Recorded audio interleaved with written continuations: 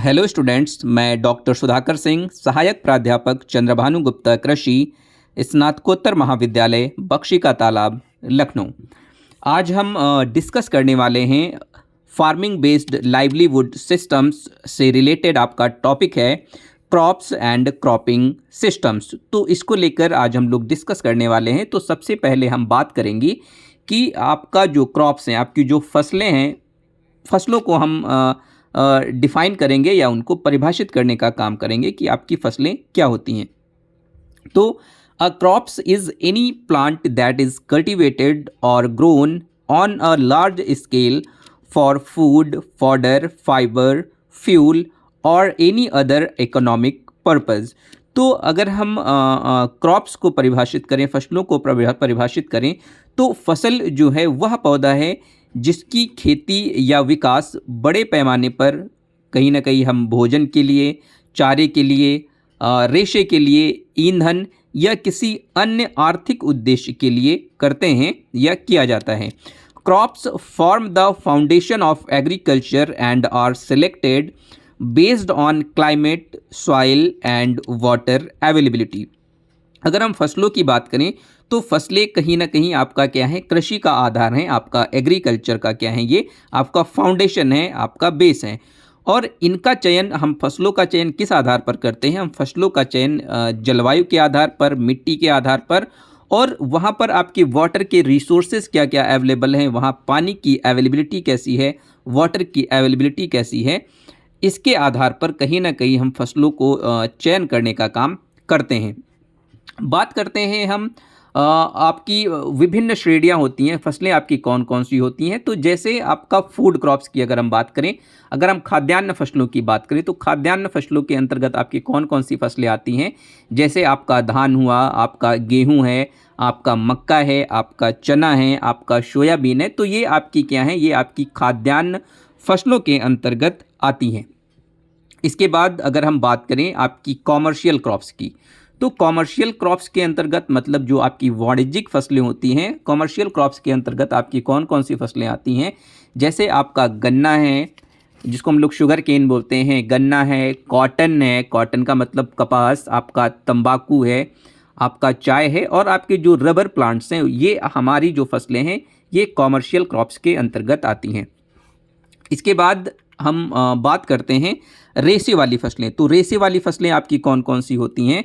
रेशे वाली फसलों में जैसे आपका कपास है, कपास के बाद आपका जूट है, तो ये आपकी रेशे वाली फसलें हैं। फिर हम दलहनी फसलों की अगर हम बात करते हैं तो आपका अरहर है, मसूर है, मटर है, तो ये आपकी दलहनी फसलों के अंतर्गत आती हैं।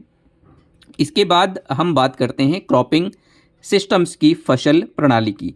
तो जो आपका क्रॉपिंग सिस्टम है, जो आपका फसल प्रणाली है, वो आपका क्या होता है? तो क्रॉपिंग सिस्टम जो आपका है उसको हम परिभाषित कैसे करते हैं? तो uh cropping system refers to the pattern and sequence of crops grown on a given area of land over a period of time and the interactions between crops, soil and other management practices. तो अगर हम फसल प्रणाली की यहाँ पर अगर हम बात करते हैं तो फसल प्रणाली आपका क्या होता है? फसल प्रणाली किसी निश्चित भूमि क्षेत्र में एक निश्चित समयावधि में उगाई जाने वाली जो आपकी फसलें हैं उनका क्या होता है, एक तरीका होता है, उनका एक पैटर्न होता है, और एक आपका क्या होता है, सीक्वेंस होता है, एक क्रम होता है लगाने का। तथा फसलों, मिट्टी और अन्य प्रबंधन पद्धतियों के बीच परस्पर क्रिया को कहीं ना कहीं संदर्भित करने का काम करता है। उसको हम लोग क्या बोलते हैं? फसल प्रणाली बोलते हैं या क्रॉपिंग सिस्टम बोलते हैं। तो in simple terms it means how crops are grown in space and time on a farm to optimise production and resource use. तो अगर हम सरल शब्दों में कहें कि जो आपका क्रॉपिंग सिस्टम है वो आपका क्या है, इसका अर्थ क्या है? इसका अर्थ यह है कि उत्पादन और संसाधनों के उपयोग को अनुकूलित करने के लिए खेत में स्थान और समय के अनुसार फसलें कैसे उगाई जाती हैं उसको संदर्भित करने का काम करता है आपका क्या, क्रॉपिंग सिस्टम या फसल प्रणाली। तो फसल प्रणाली क्या करता है, how crops are grown in space. तो उस पर्टिकुलर जो आपका स्पेस है, जो आपका लैंड है, उस एरिया में आपकी फसलें कैसे ग्रो की जाएं, किस सीक्वेंस में ग्रो की जाएं और कितने टाइम में कहीं ना कहीं ग्रो की जाएं, उसको संदर्भित करने का काम हमारा करता है फसल प्रणाली, क्रॉपिंग सिस्टम। और ये क्यों हम लोग करते हैं टाइम और स्पेस में, क्योंकि इससे कहीं ना कहीं हम जो अपना प्रोडक्शन है उसको ऑप्टिमाइज़ कर सकते हैं, कहीं ना कहीं ज़्यादा से ज़्यादा प्रोडक्शन ले सकें। इसके बाद आपका आता है टाइप्स ऑफ क्रॉपिंग सिस्टम्स। तो अगर हम बात करें फसल प्रणालियों के प्रकार, जो आपका क्रॉपिंग सिस्टम है वो आपके कितने प्रकार के होते हैं। तो सबसे पहले हम बात करते हैं मोनोक्रॉपिंग की। तो फसल जो आपकी प्रणालियां हैं उसके कई प्रकार होते हैं। तो सबसे पहला जो आपका प्रकार है वो है आपका मोनोक्रॉपिंग। मोनोक्रॉपिंग को हम लोग क्या बोलते हैं, एकल फसल भी बोलते हैं, एक फसल भी बोलते हैं, एकल फसल भी बोलते हैं, सिंगल क्रॉपिंग भी कहीं ना कहीं इसको हम लोग बोलते हैं, मोनोक्रॉपिंग। तो मोनोक्रॉपिंग में हम लोग क्या करते हैं, growing the same crop on the same land year after year. तो मोनोक्रॉपिंग में हम लोग क्या करते हैं, एक ही भूमि पर वर्षों तक एक ही फसल उगाते हैं। मान लीजिए आपका 1 हेक्टेयर लैंड है, तो उस 1 हेक्टेयर लैंड पर आप खरीफ, रबी और अगर जायद को हम लोग मिला दें तो किसी एक सीज़न में आप एक ही फसल लगाने का काम करते हैं। मान लीजिए 3 सीज़न आपके हैं, तो उन तीनों सीज़न में मान लीजिए आपने अगर रबी में फसल लगाई है, रबी में आपने गेहूं लगाया है, तो आप जायद और खरीफ में कोई फसल नहीं लगाएंगे। इट मीन आप एक साल में आप एक ही फसल लगाने का काम करते हैं। तो उसको हम लोग क्या बोलते हैं, मोनोक्रॉपिंग बोलते हैं या एकल फसल बोलते हैं। तो एक ही भूमि पर वर्षों तक एक ही फसल उगाने की जो आपकी प्रक्रिया होती है उसको हम लोग क्या बोलते हैं, मोनोक्रॉपिंग बोलते हैं। एग्जाम्पल की अगर हम बात करें तो राइस इन तमिलनाडु। तो राइस का मतलब आप कंटिन्यूसली राइस ही ग्रो करते हैं आप अपनी फील्ड पर। वीट इन पंजाब, मतलब गेहूं ही ग्रो किया जा रहा है आपका कंटिन्यूसली कहीं ना कहीं आपकी फील्ड पर। तो इसको हम लोग क्या बोलते हैं, मोनोक्रॉपिंग बोलते हैं। तो उदाहरण के तौर पर आपका तमिलनाडु में चावल, पंजाब में हम लोग केवल गेहूं ग्रो करने का काम करते हैं। एडवांटेजेस की अगर हम बात करें तो इजी मैनेजमेंट, स्पेशलाइजेशन। तो अगर आप एक लैंड पर आप एक ही फसल लेने का काम कर रहे हैं तो कहीं ना कहीं उसका जो प्रबंधन होता है, उसका मैनेजमेंट होता है, तो उसमें आप कहीं ना कहीं पारंगत हो जाते हैं, क्योंकि आप एक ही फसल लगा रहे हैं और उस फसल को आपको कैसे ग्रो करना है, कहाँ पर आपको कौन कौन सी मैनेजमेंट प्रैक्टिसेस अपनानी है। तो ये कहीं ना कहीं आपका जो मैनेजमेंट है वो बहुत ही ज़्यादा ईजी हो जाता है। इसके बाद स्पेशलाइजेशन की बात आता है, तो कहीं ना कहीं आप उसमें कहीं ना कहीं पारंगत हो जाते हैं और विशेषज्ञता भी हासिल करने का काम करते हैं। डिसएडवांटेजेस की अगर हम बात करें, मोनोक्रॉपिंग का आपका डिसएडवांटेज क्या है, तो soil nutrient depletion, pest disease buildup, reduced biodiversity. तो आपका मोनोक्रॉपिंग के कुछ आपके नुकसान भी हैं। नुकसान कौन कौन से हैं, जैसे मिट्टी में कहीं ना कहीं आपका पोषक तत्वों की भी कमी होने लगती है, कीट और रोगों का भी आपका इन्फेस्टेशन बढ़ता है, और आपका जो बायोडाइवर्सिटी है, जो जैव विविधता है, उसमें भी आपकी क्या होती है, कमी आने लगती है। इसके बाद नेक्स्ट हम क्रॉपिंग सिस्टम की बात करते हैं, मल्टीपल क्रॉपिंग। मल्टीपल क्रॉपिंग का मतलब क्या है, बहुफसली खेती। तो मल्टीपल क्रॉपिंग में आपका क्या होता है, ग्रोइंग 2 और more crops on the same piece of land in a year. तो एक वर्ष में एक ही भूमि पर 2 या 2 से अधिक फसलें जो उगाने की जो प्रक्रिया है उसको हम लोग क्या बोलते हैं, मल्टीपल क्रॉपिंग बोलते हैं। तो मल्टीपल क्रॉपिंग को हम फिर से कई पार्ट्स में डिवाइड करते हैं। तो टाइप्स ऑफ मल्टीपल क्रॉपिंग की अगर हम बात करें, बहुफसली खेती की अगर हम बात करें, तो इसमें जो सबसे पहला आपका है टाइप जो है वो आपका क्या है, सीक्वेंशियल क्रॉपिंग। तो सीक्वेंशियल क्रॉपिंग आपका क्या होता है, सीक्वेंशियल क्रॉपिंग मतलब जो आपकी क्रमिक फसलें होती हैं वो आपकी क्या होती हैं, crops are grown one after another in sequence on the same land. तो एक ही भूमि पर क्रम से एक के बाद एक फसलें उगाई जाती हैं, उसको हम लोग क्या बोलते हैं, सीक्वेंशियल क्रॉपिंग बोलते हैं या क्रमिक फसलें बोलते हैं। अगर हम एग्जाम्पल की बात करें, हम लोग सीज़न से स्टार्ट करते हैं, खरीफ सीज़न से अगर हम लोग स्टार्ट करें तो इसमें क्या होता है, खरीफ में हम लोग राइस लगाते हैं। राइस का मतलब चावल। चावल लगाने के बाद, पैडी लगाने के बाद हम लोग रबी में जब जाते हैं तो हम लोग क्या करते हैं, वीट लगाते हैं, गेहूँ लगाते हैं। गेहूँ लगाने के बाद फिर हम क्या लगाते हैं, मूंग लगाते हैं। मूंग आपकी क्या है, पल्स क्रॉप्स है। तो 2 सीरियल्स लेने के बाद एक पल्स लगाते हैं। तो कहीं ना कहीं हम एक सीक्वेंस मेंटेन करते हैं, बीच में आपका कोई गैप नहीं होता है, एक फसल के बाद दूसरी फसल लगाने का काम करते हैं। तो इसको हम लोग क्या बोलते हैं, सीक्वेंशियल क्रॉपिंग बोलते हैं। इसका एडवांटेज क्या है आपका, efficient use of time and resources. तो सीक्वेंशियल क्रॉपिंग में आपका जो समय है और जो संसाधन है उनका क्या होता है, आप कुशलतम उपयोग करने का काम करते हैं। इसके बाद हम बात करते हैं इंटरक्रॉपिंग की। तो अंतःशस्यन आपका क्या है, इंटरक्रॉपिंग, अंतर फसल आपका क्या है। तो इसको हम कैसे डिफाइन करते हैं, growing 2 or more crops simultaneously on the same field in distinct rows or straps। तो एक ही खेत में अलग अलग पंक्तियों या पट्टियों में एक साथ 2 या 2 से अधिक फसलें लगाने की जो प्रक्रिया होती है उसको हम लोग क्या बोलते हैं, इंटरक्रॉपिंग बोलते हैं। मतलब जैसे आपके अगर हम एग्जाम्पल की बात करें, आपका जैसे मेज है, तो मक्का के साथ हम लोग क्या लगाते हैं, काउपी लगाते हैं। तो मक्का भी लगाते हैं, एक लाइन मक्का की, फिर दूसरी लाइन हम लोग क्या, जैसे काउपी की। तो मक्का और जो लोबिया है उसको साथ साथ लगाने का हम लोग काम करते हैं। कॉटन के साथ ग्राउंड नट, तो कॉटन के साथ मतलब कपास के साथ साथ हम मूंगफली लगाने का काम करते हैं। तो इसको हम लोग क्या बोलते हैं, इंटरक्रॉपिंग बोलते हैं। इसके अगर हम एडवांटेजेस की बात करें तो इसका क्या एडवांटेजेस हो सकते हैं, इसके क्या लाभ हो सकते हैं, किसके, इंटरक्रॉपिंग के। तो एडवांटेजेस की बात करें तो better land use. Better land use का मतलब क्या है, बेहतर भूमि उपयोग कर सकते हैं।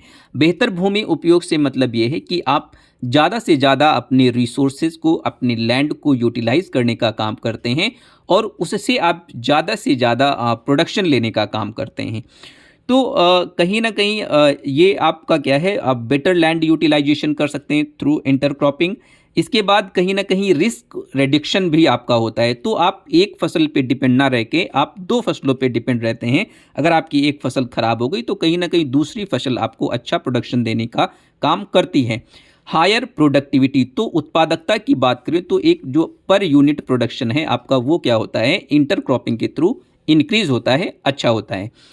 इसके बाद नेक्स्ट अगर हम क्रॉपिंग की बात करते हैं, मिक्स्ड क्रॉपिंग की, मतलब मिश्रित फसल की हम अगर यहाँ पर बात करते हैं तो इसमें क्या आता है आपका, इससे क्या मतलब है, ग्रोइंग 2 और more crops mixed together without distinct rows. तो मिक्स्ड फसल में हम लोग क्या करते हैं, मिश्रित खेती में हम लोग क्या करते हैं, 2 या 2 से अधिक फसलों को बिना अलग अलग पंक्तियों के एक साथ मिलाकर उगाने की जो प्रक्रिया होती है उसको हम लोग मिक्स्ड क्रॉपिंग बोलते हैं। जैसा कि आजकल हम लोग देखते हैं कि आपका रबी सीज़न चल रहा है इस समय। अभी आपका वीट की बुआई चालू होगी, गेहूं की बुआई चालू होगी, जो कि आपका मिड नवंबर से लगभग चालू हो जाती है। उसमें मोस्ट ऑफ फार्मर्स क्या करते हैं कि गेहूं के साथ मस्टर्ड बुआई करने का काम करते हैं। तो ये कहीं ना कहीं इसमें हम लोग लाइन का इस्तेमाल नहीं करते हैं, मतलब हम लाइन सोइंग नहीं करते हैं, इसमें हम लोग ब्रॉडकास्टिंग का करने का काम करते हैं। तो सीड को हम लोग क्या करते हैं, एक ही में मिक्स कर देते हैं और उसकी छिटकवा विधि से बुआई करने का काम करते हैं। तो 2 या 2 से अधिक अगर आप सीड्स को मिक्स करके विदाउट एनी रो पैटर्न अगर आप बुआई करने का काम करते हैं तो उसको हम लोग क्या बोलते हैं, मिक्स्ड क्रॉपिंग बोलते हैं, मिश्रित खेती बोलते हैं। तो इसके अगर हम एग्जाम्पल की यहाँ पर बात करते हैं, जैसे वीट के साथ मस्टर्ड, जैसा हमने अभी आपको बताया, गेहूं के साथ हम लोग क्या करते हैं, मिक्स करके मस्टर्ड को बोने का काम करते हैं। जैसे बारले है, बारले के साथ साथ हम लोग चने को एक ही में मिक्स करके विदाउट एनी रो पैटर्न, मतलब इसमें लाइन टू लाइन और प्लांट टू प्लांट डिस्टेंस कुछ भी मेंटेन नहीं होता है, तो इसको हम लोग मिक्स्ड क्रॉपिंग बोलते हैं, मिश्रित खेती या मिश्रित फसल बोलते हैं। इसके अगर हम एडवांटेजेस की बात करते हैं तो क्रॉप फेल्योर रिस्क मिनिमाइज्ड। तो इसका फ़ायदा क्या है आपका मिक्स्ड क्रॉपिंग का, तो फसल खराब होने का जो जोखिम है वो आपका बहुत ही कम हो जाता है आपका मिक्स्ड क्रॉपिंग में। इसके डिसएडवांटेजेस की बात करें तो difficult to manage and harvest. तो इसका नुकसान क्या है कि इसका जो मैनेजमेंट होता है मिक्स्ड क्रॉपिंग का वो बहुत मुश्किल होता है और जो इसकी हार्वेस्टिंग होती है, मान लीजिए आपको वीट के पहले आपको मस्टर्ड को हार्वेस्ट करना है, तो इसमें बहुत ज़्यादा कठिनाई आती है आपकी। तो कहीं न कहीं ये आपका एक कठिन प्रैक्टिस है, आपका हार्ड प्रैक्टिस है, आपका मिक्स्ड क्रॉपिंग। इसके बाद हम बात करते हैं रिले क्रॉपिंग का। आपका रिले क्रॉपिंग क्या होता है? तो relay cropping, sowing the next crop before the previous one is harvest. Relay cropping का मतलब आपका क्या है? Sowing the next crop before the previous one is harvest. इसका मतलब ये है कि आपकी पिछली जो फसल है उसकी कटाई से पहले अगली फसल हम लोग स्टैंडिंग फसल में ही लगाने का काम करते हैं। मान लीजिए आपको पैडी की हार्वेस्टिंग करनी है, पैडी की हार्वेस्टिंग करने से पहले ही हम लोग उसमें कोई पल्स क्रॉप्स जैसे आपका मसूर है, इसके बाद अगर हम ऑयल सीड क्रॉप की बात करें जैसे आपका मस्टर्ड है, तो हम पैडी की खड़ी क्रॉप में ही इसको लगाने का काम करते हैं। तो ये जो आपकी प्रैक्टिस है इसको हम लोग क्या बोलते हैं? इसको हम लोग बोलते हैं रिले क्रॉपिंग। जैसा कि यहाँ पे बताया गया कि खड़ी धान की फसल में मसूर या जो सरसों की जो बोने की प्रैक्टिस है उसको हम लोग क्या बोलते हैं? रिले क्रॉपिंग बोलते हैं।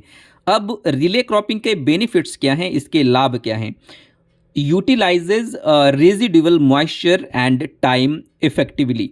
तो जो आपका पैडी की फसल है उसमें आपका कहीं ना कहीं मॉइस्चर अवेलेबल होता है, तो उस मॉइस्चर को यूटिलाइज करने के लिए जो हम फसलें लगाते हैं उसको हम रिले क्रॉप्स या रिले क्रॉपिंग बोलते हैं। तो रेजिडुअल मॉइस्चर भी हम इसमें यूटिलाइज कर लेते हैं और टाइम भी हम लोग इफ़ेक्टिवली यूटिलाइज करने का काम करते हैं, जो कि हम फील्ड प्रिपरेशन में जो टाइम वेस्ट करते हैं उसको हम इसमें अच्छे से यूटिलाइज करने का काम कर सकते हैं। इसके बाद आपका आता है components of a cropping system. तो फसल प्रणाली के जो आपके घटक हैं, जो आपका क्रॉपिंग सिस्टम से उसके जो आपके घटक हैं वो आपके कौन कौन से हैं? तो फसल प्रणाली का घटक जो सबसे पहला है वो आपका क्या है? Soil management. तो सॉइल मैनेजमेंट का मतलब क्या है? आपका मृदा प्रबंधन। आप सॉइल को कैसे मैनेजमेंट करते हैं, कैसे मैनेज करते हैं? क्योंकि अगर देखा जाए तो कोई भी आपका क्रॉपिंग सिस्टम है वो fully dependent on soil management. अगर आप अच्छे से सॉइल को मैनेज नहीं करते हैं, अच्छे से उसका जुताई नहीं करते हैं, उस अच्छे से कहीं ना कहीं उसमें आप न्यूट्रिएंट नहीं देते हैं, तो आप कोई भी क्रॉपिंग सिस्टम उपयोग करें, आप अच्छा प्रोडक्शन, अच्छी यील्ड उससे नहीं ले सकते हैं। तो सॉइल का मैनेजमेंट, मृदा का प्रबंधन बहुत ही ज़्यादा ज़रूरी है आपको अच्छा क्रॉप प्रोडक्शन या अच्छी यील्ड लेनी है तो। इसके बाद नेक्स्ट जो आपका कंपोनेंट आता है वाटर मैनेजमेंट, जल प्रबंधन।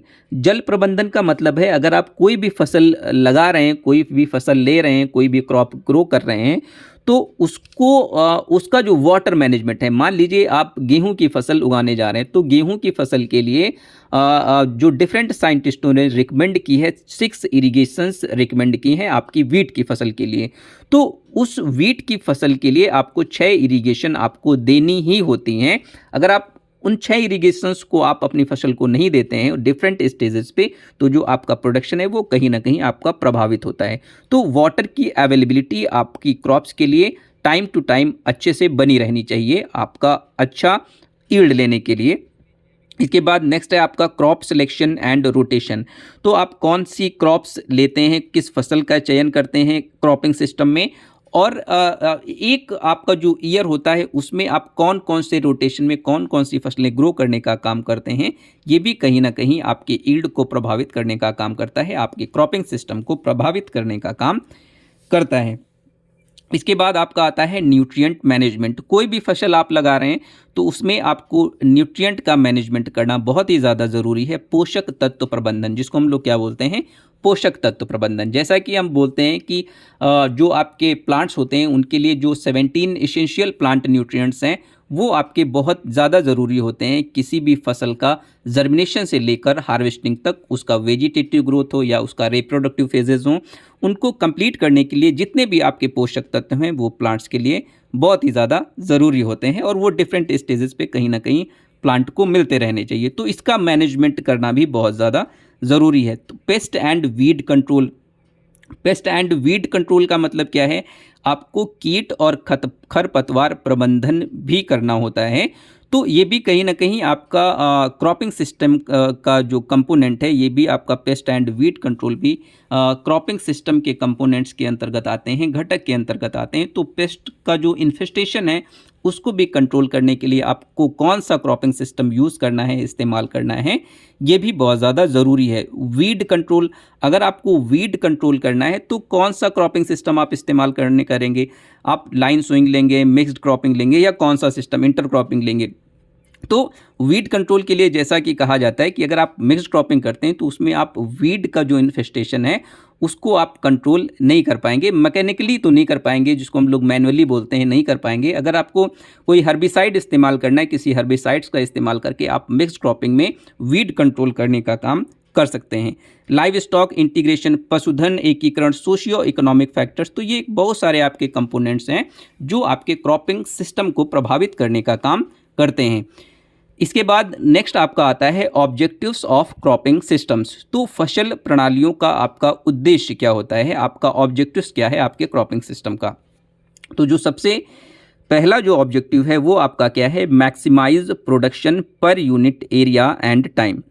तो जो क्रॉपिंग सिस्टम है उसका मेन ऑब्जेक्टिव क्या है, मेन उद्देश्य क्या है, प्रति इकाई क्षेत्र और समय में उत्पादन को अधिकतम करना।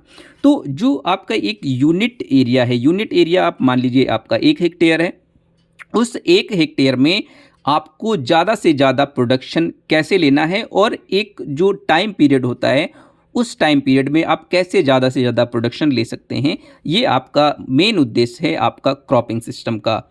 इसके बाद नेक्स्ट जो आपका ऑब्जेक्टिव है वो आपका क्या है, maintain soil fertility and productivity.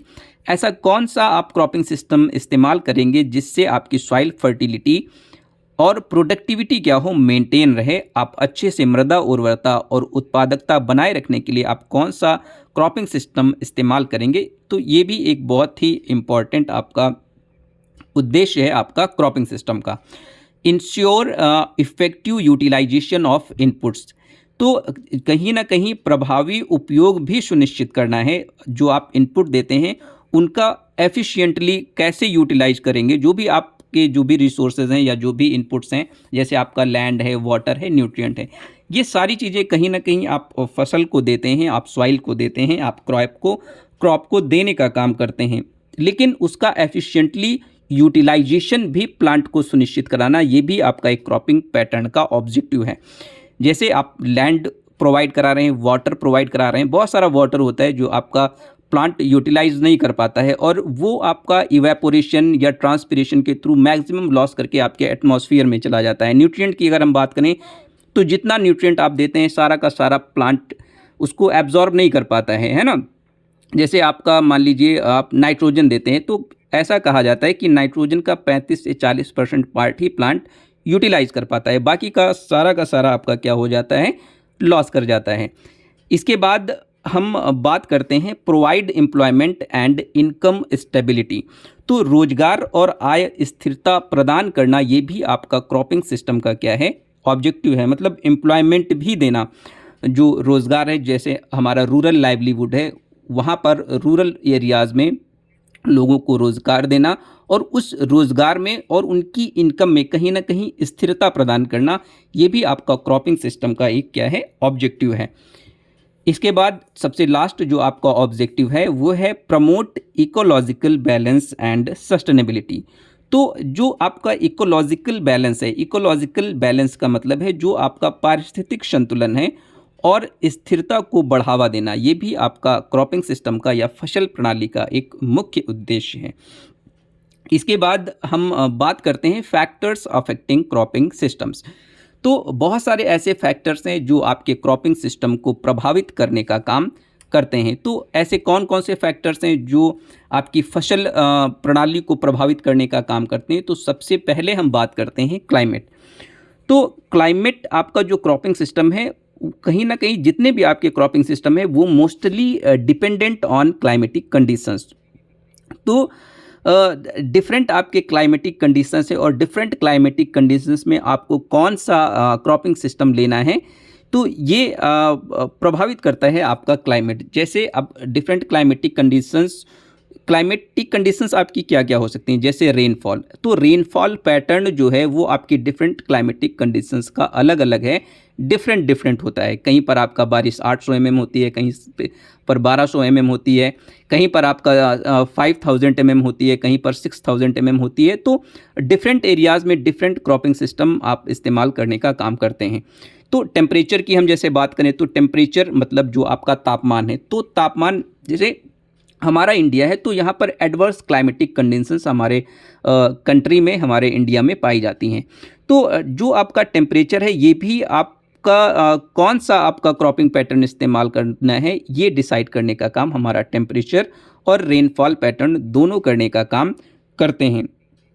इसके बाद हम बात करते हैं सॉइल टाइप एंड फर्टिलिटी, मृदा का प्रकार और उसकी जो उर्वरता है वो कैसी है। तो सॉइल टाइप की अगर हम बात करें, मृदा का प्रकार, तो हमने फंडामेंटल्स ऑफ सॉइल साइंस जब हम पढ़ा रहे थे तो उसमें आपके सॉइल के टाइप्स आए थे, फर्टिलिटी, ये सारी चीज़ें आई थी। तो डिफरेंट आपकी क्लाइमेटिक कंडीशंस होती हैं, डिफरेंट क्लाइमेटिक कंडीशंस के हिसाब से डिफरेंट आपकी सॉइल्स होती हैं, डिफरेंट सॉइल टाइप्स होते हैं, और डिफरेंट सॉइल टाइप्स के हिसाब से ही हम क्रॉपिंग पैटर्न्स और क्रॉप सिलेक्शन करने का काम करते हैं कि कौन सी फसल हम इसमें उगाएंगे और कौन सा क्रॉपिंग पैटर्न हम इसमें इस्तेमाल करने का काम करेंगे। तो मृदा का प्रकार कहीं ना कहीं आपके क्रॉपिंग सिस्टम को भी डिसाइड करने का काम करता है, क्रॉप कौन सी लेंगे ये भी डिसाइड करने का काम करता है।